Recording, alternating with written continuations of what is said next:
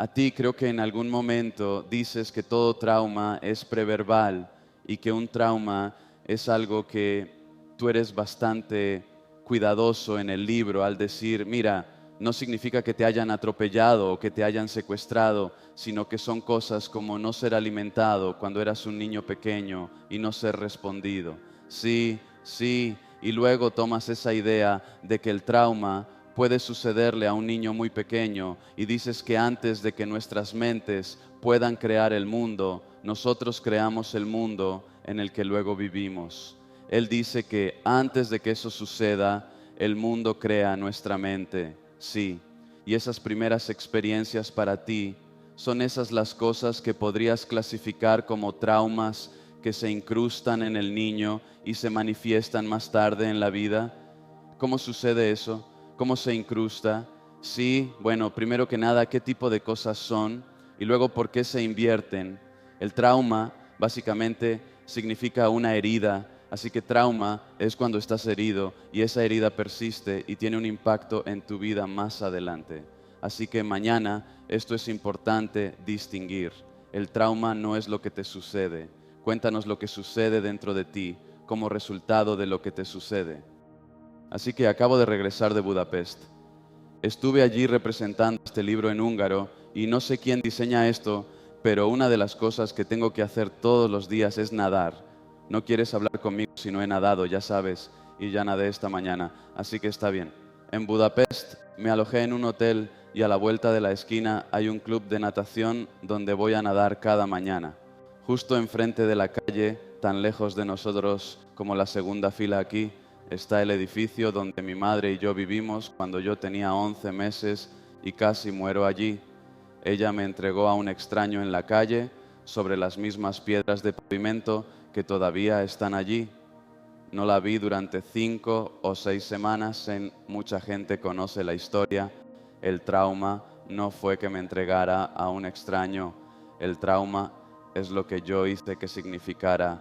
¿Qué puede significar para un niño excepto que estoy siendo abandonado? ¿Y quién es abandonado? Alguien que no es loable, alguien que no es querido. Así que el trauma entonces es mi sensación de no ser querido y de no ser loable, de no ser considerado lo suficientemente importante. Ese trauma se manifiesta durante décadas después. Así que no es lo que me sucedió como tal, porque cuando lo miras objetivamente, lo que me sucedió fue que mi madre me entregó a un extraño y el extraño me llevó. Ambos son actos enormes de amor. De hecho, es el universo amando a este niño para cuidarlo. Pero eso no importa. Lo que importa es lo que yo hago que signifique. Así que la herida es lo que sucede dentro de nosotros, que se incrusta en un sistema nervioso como memoria emocional, no como recuerdo. No recuerdo haber sido entregado a un extraño por mi madre, porque las partes del cerebro que recuerdan ni siquiera están activas a esa edad. No se activan hasta años después, pero la memoria emocional de ser herido, de ser abandonado y de no ser querido, eso está incrustado en el sistema nervioso. Y luego se activa cada vez que algo, incluso vagamente, se asemeja a ello décadas después. De hecho, si miras la expresión ser activado, es una expresión realmente interesante. Pero hoy en día estamos con las advertencias de activación. Ya sabes, me activaste. Bueno, aquí está la cosa. Lo que puede ser activado. Para que el disparador haga algo, se necesita una cosa muy pequeña. Para que un disparador tenga algún impacto, tiene que haber munición, tiene que haber una carga explosiva. Así que cuando me activo, no es porque alguien hizo algo, es porque lo que hicieron sucedió a configurar la carga explosiva, el equipaje emocional que estoy cargando. Así que si llevo la carga emocional de alguien que no tiene un sentido de ser querido y ser importante, cualquier cosa que me recuerde eso más adelante me activará y guiará mi comportamiento. Así es como funciona el trono. Está incrustado en el sistema nervioso, en el cerebro, en forma de memoria emocional subverbal. Nada, por cierto, lamento decir que hay una cosa más. también está mejor en el cuerpo. Muchos de ustedes habrán tenido la experiencia, o si son terapeutas corporales como los masajistas, cuando van a un masajista, ellos tocan una parte específica del cuerpo y de repente se sienten abrumados por la emoción. Hemos tenido esa experiencia. Así que el cuerpo, como recipiente, dice que los recipientes están bajo una capa. El cuerpo guarda la puntuación. Así que el término también está incrustado en los músculos, en los tejidos conectivos y en los nervios. También en el libro haces hincapié en que esta palabra, trauma, es difícil de escuchar de cualquier manera que no sea negativa. Pero el punto que haces en el libro es que la historia que te cuentas a ti mismo o que tu cuerpo asimila está destinada a ayudarte en ese momento. Es por eso que se retiene. En su forma original está haciendo algo positivo, pero más tarde se convierte en algo negativo. Ese es un buen punto. Cuéntanos más sobre eso, por favor. Absolutamente. Entonces, tomemos a alguien con un diagnóstico de trastorno de personalidad. Ya sabes, trastorno límite de la personalidad. Uno de esos diagnósticos que no explican nada. Pueden describir algo, pero no explican nada. Una de las características es que no confían en las personas. Les resulta difícil formar relaciones y se sienten heridos con mucha facilidad en una relación. Bueno, esa es una respuesta defensiva perfectamente normal a una infancia en la que fuiste herido muchas veces. No deberías confiar. Quiero decir, ¿por qué querrías confiar? ¿Cómo podrías confiar si siempre tenías la sensación de ser decepcionado e incluso traicionado? Lo que se llama una manifestación patológica en realidad comienza como un mecanismo de afrontamiento y está asociado con tu supervivencia o la depresión, ya sabes, esta enfermedad de la depresión. Bueno, realmente, ¿qué significa deprimir algo? Significa empujarlo hacia abajo. No, mira, se empujan hacia abajo las emociones en la depresión, pero ¿por qué alguien empujaría hacia abajo sus emociones?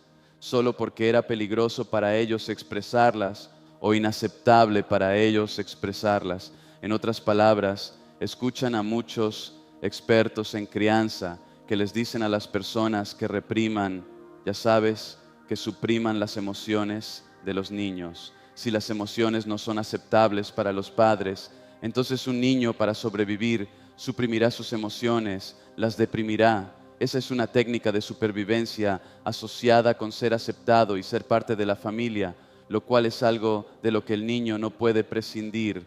Así que una vez que asocias algo con la supervivencia, seguirás haciéndolo, especialmente porque es inconsciente. No es que hayas elegido hacerlo, simplemente sabes que así es como tu organismo ha sobrevivido, deprimiendo tus emociones. Ahora seguirás haciendo eso, de hecho tendrías miedo de no hacerlo. Más tarde te diagnostican con esta enfermedad, pero comienza como un mecanismo de afrontamiento. Y hay muchos otros mecanismos de afrontamiento que están asociados con la supervivencia y por lo tanto no los abandonamos, porque si nuestra supervivencia depende de ser de cierta manera, si eso es lo que aprendimos, no lo vamos a dejar tan fácilmente. Especialmente, como señalas, los niños tienen muy pocas opciones. Sí, las que están integradas en nosotros como mamíferos son luchar, huir o congelarse. Bueno, si eres un bebé, no puedes luchar y no puedes huir, así que no te queda mucho, ¿verdad? Excepto, como dices, simplemente congelarte. Y sí, es esa necesidad de apego. Esta es una palabra con la que tratas mucho. Cuéntanos sobre el apego. Este es un conflicto que probablemente es central en mi trabajo. No hay errores gramaticales en el texto proporcionado, pero puedo ofrecerte una versión más fluida y coherente en español. Aquí está la corrección. En todas las circunstancias y también en todo tipo de situaciones, hay una dinámica muy poderosa en las relaciones adultas. Por ejemplo, el niño tiene una necesidad absoluta de pertenecer a los padres y de ser cuidado por ellos. Ese impulso de estar cerca de alguien para ser atendido o para cuidar al otro en este caso, se llama apego.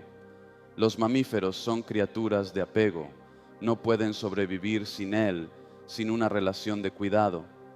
Obviamente, León no puede sobrevivir, así que el apego está bien, pero luego tenemos esta otra necesidad que también está determinada por la evolución, que yo llamo autenticidad.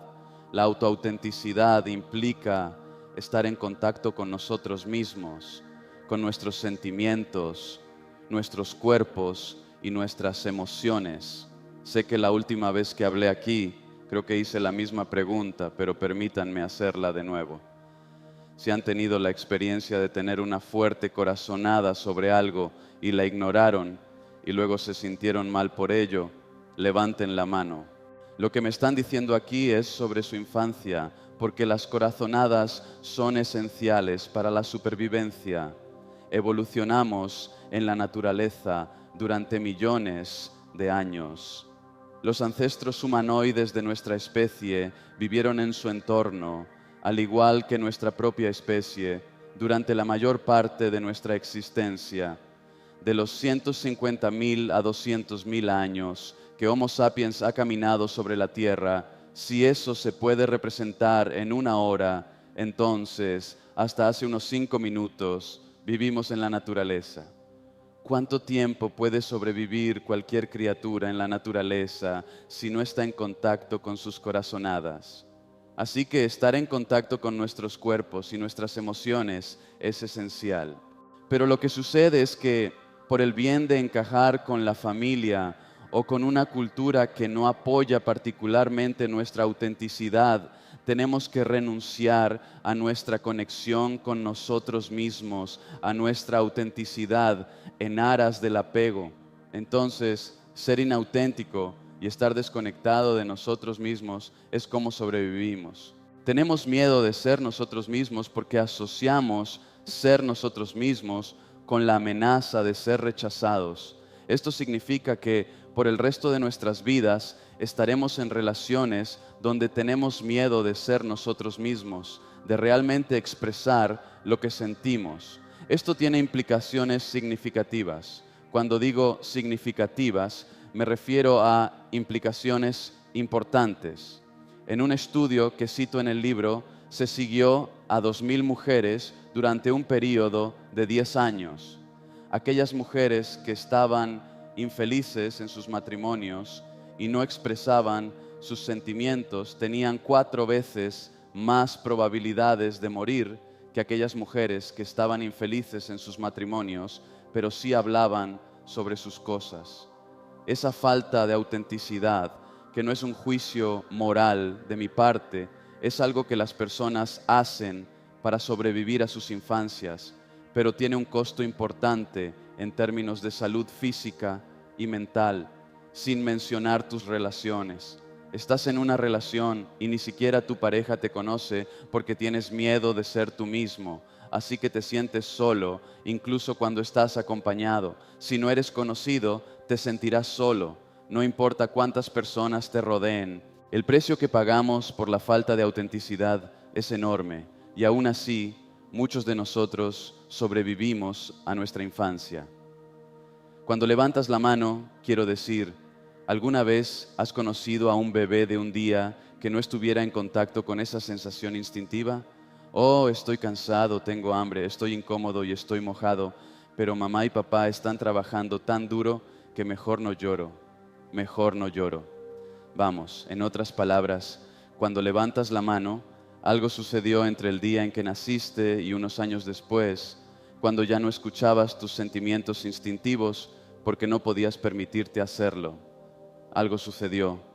Una de las cosas que se transmite con mucha fuerza, especialmente en la primera parte del libro, es que tendemos a pensar que los niños aprenden cosas cuando se las enseñamos, cuando llegan a la escuela, no corregido, o cuando podemos tener una conversación con ellos. Y muy fuertemente en el libro, lo que se transmite es que los niños se convierten en quienes son y aprenden su primer lenguaje moral, por así decirlo, antes de que ocurra cualquiera de eso. En otras palabras, si piensas para ti mismo, esperaré hasta que el niño pueda hablar y luego le enseñaré, es demasiado tarde. ya han aprendido todo de lo que hiciste o no hiciste. Sí, es cierto. Así que, como padre, porque estaba bastante desconectado de mí mismo y basado en mi propia historia, nunca me sentí cómodo jugando con los niños. Seguía pensando, bueno, una vez que aprendan el lenguaje, porque soy bueno con las palabras, verás. Así que pensé que una vez que aprendan el lenguaje, no podrán. Pero perdí el punto principal, que es que el verdadero desarrollo ocurre antes de que las palabras lleguen. La parte emocional del cerebro, la parte holística, podrías decir más femenina, aunque no está determinada por el género en absoluto. La parte emocional del cerebro, el lado derecho del cerebro, tanto en términos de la evolución de la especie como en términos del desarrollo del individuo. El lado derecho del cerebro, el cerebro emocional, se desarrolla primero y es el modelo para todo. Si logramos que el lado derecho del cerebro esté bien, el lado izquierdo seguirá muy bien. Si no logramos que el lado derecho del cerebro, si no establecemos las relaciones emocionales que los niños requieren para un desarrollo saludable, entonces pueden volverse muy desarrollados intelectualmente en el lado izquierdo del cerebro, pero estarán muy subdesarrollados. No habrá un modelo adecuado para ello. Y luego van a ser profesores y todo ese tipo de cosas, ya sabes, o filósofos, no lo sé, o médicos para ellos. Así que en esta cultura el lado izquierdo del cerebro realmente domina. Pero el lado izquierdo del cerebro, divorciado de un fundamento emocional saludable, ¿a dónde nos lleva? Nos lleva a donde estamos, que somos la única especie, pero la única especie que crea entornos que son destructivos para su propia especie. Eso es lo que buscamos, eso es lo que el cerebro izquierdo ha ido desarrollando, porque el cerebro derecho está subdesarrollado y no pueden hablar. De alguna manera no tienes acceso verbal a las lecciones de ese primer idioma que aprendiste antes de cumplir 6 meses. Entonces, ¿cómo se comunica esa parte de nosotros cuando no escuchamos? Nos habla a través de nuestro veamos, aquí está la cosa, aquí está la otra cosa, pensamos que tenemos un solo cerebro aquí arriba. ¿Y qué es un cerebro? Un cerebro interpreta estímulos del entorno, los procesa y responde, eso es lo que hace un cerebro. Así que sí, tenemos el cerebro grande aquí arriba, pero también resulta que hay un cerebro conectado al corazón. Hay un sistema nervioso que rodea el corazón, que está en comunicación con este cerebro aquí. Y por supuesto, el intestino ha sido llamado el segundo cerebro. El intestino tiene más neuroquímicos que el cerebro en algunos aspectos, y las corazonadas no son lujos, como hemos demostrado. En realidad son una forma de conocimiento. Así que el intestino está procesando estímulos del entorno. Cuando estos 3 cerebros están en sintonía entre sí, entonces tienes verdadera sabiduría, entonces tienes conciencia plena. Cuando éste está desanclado de los otros 2, puedes tener todo tipo de lógica, toda clase de ciencia y toda clase de tecnología, pero no vas a tener sabiduría.